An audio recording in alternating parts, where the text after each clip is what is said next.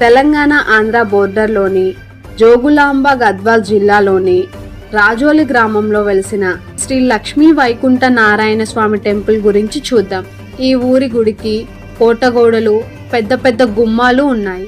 మొదట ఈ గుడికి ఎంట్రన్స్ లోని సుంకులమ్మ దేవాలయం ఉంది. కోటలోకి ప్రవేశించి లోపలికి వెళితే వైకుంఠ నారాయణ స్వామి టెంపుల్ ఉంది. ఇది కొన్ని ఎకరాల విస్తీర్ణంలో ఉన్న టెంపుల్. గద్వాల్ సంస్థానానికి అనుసంధానంగా ఈ రాజోలి సంస్థానం ఉండేదని, ఈ దేవాలయం అప్పట్లో పాలనకు అనుకూలంగా నిర్మించారని చెబుతారు. అందుకే చుట్టూ పెద్ద పెద్ద కోటగోడలు, గుమ్మాలు, గురుజులు, ఊరువాకళ్ళు, కందకాలు నిర్మించారు.